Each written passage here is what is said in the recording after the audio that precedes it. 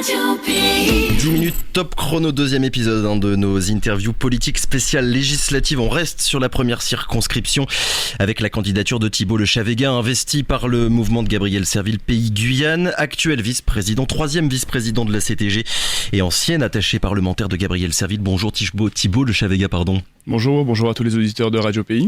Pourquoi vouloir, et on va commencer par là, pourquoi vouloir déjà quitter votre poste de vice-président à la CTG, Thibault Lechavega, moins d'un an d'exercice à la collectivité? On est en droit de se demander les raisons qui vous ont poussé à vouloir briguer le poste de député de la première circonscription. Alors on va commencer par les raisons, peut-être. Elles partent d'un constat que j'avais déjà fait et que nous avions déjà fait avant d'être élu à la collectivité territoriale de Guyane. C'est qu'on ne pouvait pas être efficace au niveau local sans bénéficier de relais au niveau national. Nous sommes dans un pays très centralisé où les décisions se prennent en grande partie à Paris et dont nous sommes tributaires de ce qui se vote notamment à l'Assemblée nationale et au Sénat. Et donc pour pouvoir appliquer notre programme à la CTG, ici en Guyane, il nous faut bénéficier de cet appui, de ce relais. Donc ça c'est le pourquoi. Sur la question de vouloir quitter, moi je ne veux pas quitter mon poste à la CTG, je l'ai dit, si je suis élu, je compte rester conseiller territorial, donc membre de cette majorité, parce que je suis pleinement engagé pour faire réussir cette majorité et dans toutes ses composantes. Donc une approche politique, on va dire globale, on le sait, énormément de candidats cette année, 18 sur la première circonscription. Qu'est-ce que vous avez envie, Thibault Lechavega, de mettre en avant pour vous distinguer, on va dire, de vos nombreux concurrents?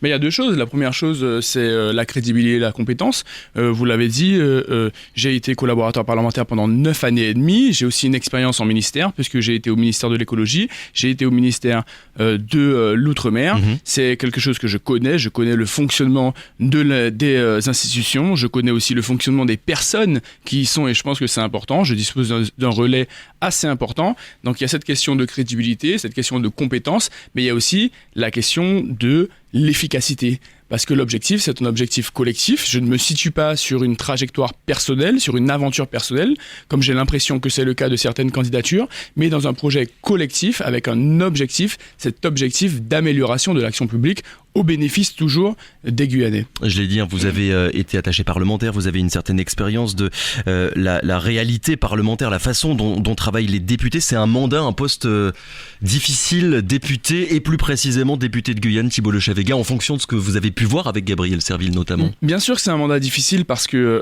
normalement, lorsque vous êtes député, vous n'avez pas un mandat, ce qu'on appelle un mandat impératif. C'est que vous n'êtes pas censé représenter votre circonscription, vous êtes censé représenter l'ensemble des Français.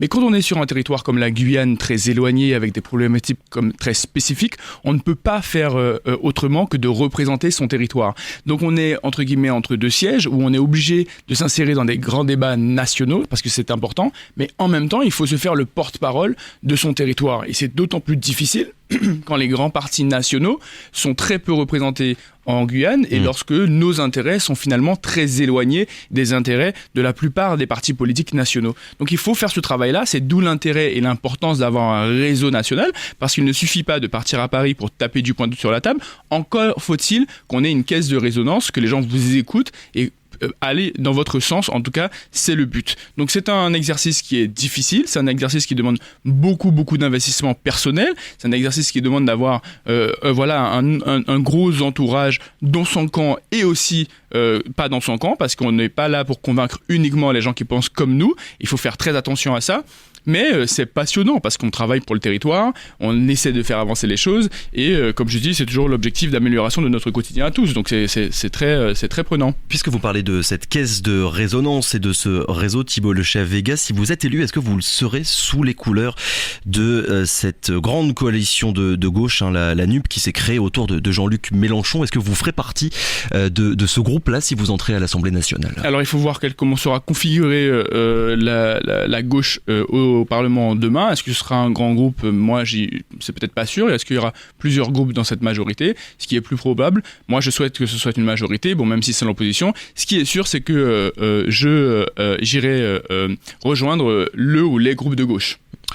Dans vos liens, Thibault Lechavega, avec la France Insoumise, Younous Omarjee, le député européen de l'Outre-mer, élu de la France Insoumise, vous a apporté son soutien il y a quelques jours. On va pas revenir sur l'investiture de la France Insoumise pour les candidats guyanais et les tensions entre votre candidature et celle de Philippe Bouba, mais j'aimerais savoir dans quelle mesure vous vous positionnez par rapport au programme de Jean-Luc Mélenchon, vu certains présentent ces élections législatives comme le troisième tour finalement du scrutin présidentiel d'il y a quelques semaines. Ce qui est sûr, c'est que la relation avec la France Insoumise, elle n'est pas née en 2021, elle est bien précédente à ça. Déjà, dès 2017, Jean-Luc Mélenchon avait proposé à Gabriel Serville de venir rejoindre les groupes de la France Insoumise à l'Assemblée nationale. Ça ne s'était pas fait, on va dire très clairement les choses, c'est parce qu'à l'époque, ils étaient favorables à la loi Hulot. Ils ont voté la loi Hulot qui est venue interdire l'exploration du pétrole au large des côtes, et nous y étions défavorables. On s'est farouchement opposés, Gabriel Serville s'est farouchement opposé à cette loi, ce qui avait fait qu'on n'avait pas pu se retrouver à ce moment-là.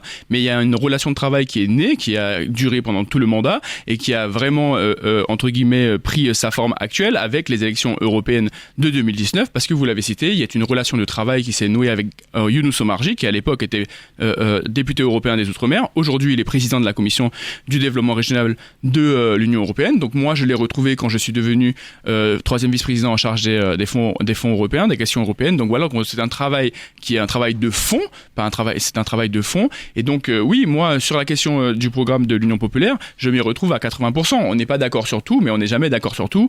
C'est normal. Mais en tout cas, on se retrouve bien évidemment sur l'essentiel. Et je souhaite demain que ce programme soit appliqué. Et je souhaite que Jean-Luc Mélenchon soit Premier ministre. Quand on se présente, Thibault Lechavega, c'est évidemment pour défendre une certaine vision politique. Il n'y a pas de programme à proprement parler pour chaque candidat, mais des convictions, des thèmes bien précis. Quels sont les vôtres, Thibault Lechavega, dans cette campagne électorale? Ce qui est sûr, c'est que ce qui consiste en notre ossature, nous, à Pays Guyane, c'est la question de l'autonomie de gestion. Nous sommes pour l'évolution statutaire, l'amélioration de notre cadre institutionnel. Le chantier principal de ces années à venir. Ça, c'est la toile de fond. C'est ce que nous allons défendre, porter aux côtés des élus du territoire et de la CTG. Mais si on parle de mes combats principaux, le combat principal pour moi, c'est de répondre à l'urgence sociale du territoire. Me battre contre la vie chère, me battre pour la convergence, comme on dit maintenant, des niveaux de vie entre la Guyane et le reste du territoire national. Donc ça, pour moi, c'est le grand combat du prochain quinquennat. Et après, il y a bien évidemment la question de pillage de nos ressources, du pillage de nos ressources halieutiques et aurifères, qui va de pair pour moi avec la question de l'économie. Ce sont deux questions que l'on ne peut pas séparer, et qui va de pair aussi à la question de la délinquance, de la violence, de l'insécurité. Ce sont comme ça des thématiques qui sont intrinsèquement liées parce qu'elles vont ensemble, qu'on le veuille ou non.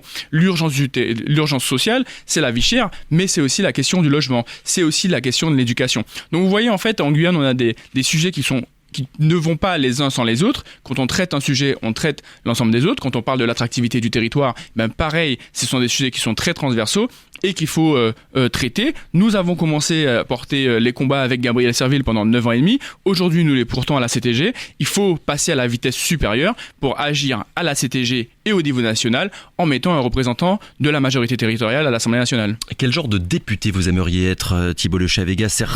Beaucoup, je ne vais pas dire la plupart, de députés sont avant tout des voix parmi tant d'autres, surtout dans la majorité, pour voter en toute discrétion, j'ai envie de dire, les lois. D'autres, au contraire, se font élire pour amener une certaine parole, une parole forte au sein de l'Assemblée nationale. Et vous, qu'est-ce qui vous anime? Qu'est-ce que vous souhaiteriez apporter si vous êtes élu? Moi, je pense avoir été à la bonne école, justement, parce qu'avec Gabriel Serville, nous avions trouvé la formule qui fonctionne, avec cette capacité à faire voter des amendements, cette capacité à faire avancer les dossiers, mais aussi d'avoir une position singulière. C'est ce qui nous avait notamment apporté la gauche démocrate et républicaine, d'avoir une position singulière, de taper du poing quand il fallait taper du poing.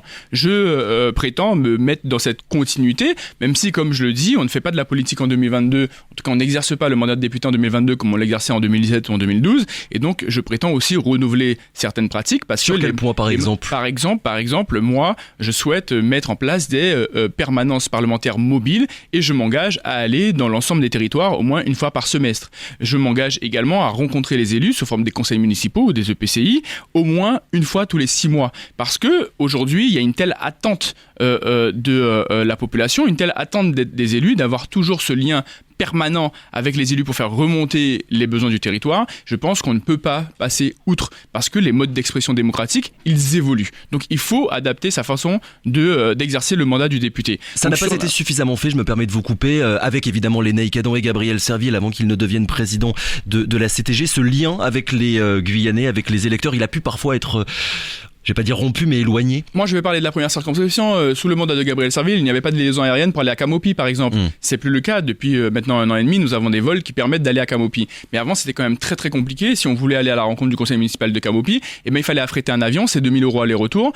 Tout de suite, c'est extrêmement compliqué. Il n'y a pas de liaison pour aller à Wanari, par exemple. Il faut affréter un bateau, c'est 400-600 €. Donc en fait, il y a des difficultés matérielles qui font que sur le territoire, moi je parle de la première circonscription parce que c'est celui que je connais, mais sur la deuxième circonscription, c'est exactement la même chose. Il y a des difficultés matérielles qui font que c'est difficile de tenir ce genre d'engagement. Sauf que comme je le dis, moi, la différence avec les autres, la chance que j'ai, c'est d'avoir l'expérience et que quand on a l'expérience, généralement, on essaye d'améliorer les choses parce que on voit là où on aurait pu avoir justement amélioré et c'est ce que je prétends faire demain. Je parle en toute connaissance de cause parce que les difficultés, je les connais. Je les connais parce que j'ai été attaché parlementaire, j'ai dû moi-même organiser les tournées du député et je sais à quel point c'est difficile et je sais comment on va pouvoir faire, je l'espère, mieux, en tout cas sur la forme. Merci beaucoup Thibault Le Chavega, on a légèrement dépassé les 10 minutes qui sont imparties. Merci beaucoup, je le rappelle, candidat donc sur la première circonscription. Bonne campagne à vous et bonne journée. Radio Pays.